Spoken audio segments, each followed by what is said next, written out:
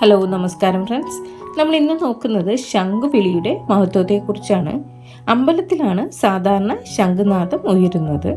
ദീപാരാധന സമയത്തെ മന്ത്രധ്വനികളും മണി ശംഖ് നാദങ്ങളും കാതിനിമ്പമേകുമ്പോൾ ദേവീ വിഗ്രഹത്തിന് മുന്നിൽ ഉയർന്നു പൊങ്ങുന്ന ദീപനാളങ്ങൾ കൂടി കാണുമ്പോൾ ഭക്തരിൽ സായുജ്യം നിറയുന്നതും മനസ്സിന് ശാന്തി ലഭിക്കുന്നതും നമ്മുടെ പൂർവികർ രേഖപ്പെടുത്തിയിട്ടുണ്ട്.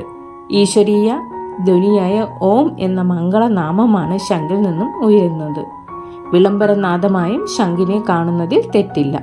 കുരുക്ഷേത്ര യുദ്ധത്തിന്റെ ആരംഭത്തിൽ യുദ്ധഭൂമിയിൽ ഉയർന്നു കേട്ട ശംഖുധ്വനി ആരുടെ ഉള്ളിൽ നിന്നാണ് മാഞ്ഞുപോവുക?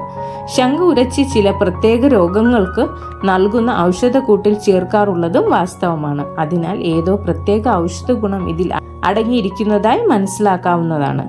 ഇത്തരത്തിൽ കാണുന്ന ശംഖിൽ നിന്നും ഉയരുന്ന ശബ്ദത്തിന്റെ സ്പന്ദനങ്ങൾ കേൾക്കുന്ന വ്യക്തിയുടെ മസ്തിഷ്കത്തിൽ ഗുണപരമായ ഉദ്ദീപനങ്ങൾ ഉണ്ടാക്കുന്നുവെന്നാണ് ആധുനിക കണ്ടുപിടുത്തം. ശംഖുകൾക്കുള്ളിൽ കടലിരുമ്പുന്ന ശബ്ദം കേൾക്കും എന്നൊരു വിശ്വാസവും ഉണ്ട്. ശംഖ് ലഭിക്കുന്ന ചന്തയിൽ നിന്നും അത് വാങ്ങുമ്പോൾ തട്ടി ശബ്ദം കേൾക്കുന്നതും ചെവിക്കടുത്ത് പിടിച്ച് കടലിരുമ്പം പരിശോധിക്കുന്നതും ഒരു സാധാരണ പതിവ് മാത്രം. എന്നാൽ ശബ്ദത്തിന്റെ പ്രധാന ഗുണമായ അനുനാദത്തെ തുടർന്നാണ് ഇങ്ങനെ ശബ്ദം ഉണ്ടാകുന്നത്. വായുവിൽ എല്ലാ സമയവും ഇത്തരത്തിലുള്ള കമ്പനങ്ങൾ നടന്നുകൊണ്ടിരിക്കുന്നു എന്നതാണ് വാസ്തവം. എന്നാൽ നമുക്ക് കേൾക്കാനാവുന്ന വിധത്തിലുള്ള ഉച്ചത്തിലല്ല ഇവ കേൾക്കുന്നത് എന്നതുകൊണ്ടാണ് അവയൊന്നും തന്നെ നമ്മുടെ ശ്രദ്ധയിൽപ്പെടാതെ പോകുന്നത്. പക്ഷേ ശംഖ് ചെവിക്കടുത്തായി പിടിച്ചു നോക്കുമ്പോൾ വായുവിലുള്ള ശബ്ദങ്ങളിൽ ചില ആവൃത്തിയിലുള്ളത് മാത്രമേ പ്രതിഫലിക്കുകയുള്ളൂ.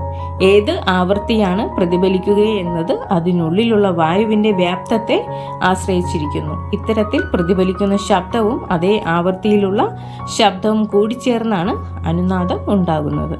അനുനാദം ഉണ്ടാകുന്നതോടെ ശബ്ദത്തിന്റെ തീവ്രത പല മടങ്ങായി വർദ്ധിക്കുന്നു. അപ്പോഴാണ് നമുക്ക് അത് കേൾക്കാൻ സാധിക്കുന്നത്. അങ്ങനെ കേൾക്കുന്നത് കടലിരുമ്പുന്നത് പോലെ തോന്നുന്നു എന്ന് മാത്രം. താങ്ക്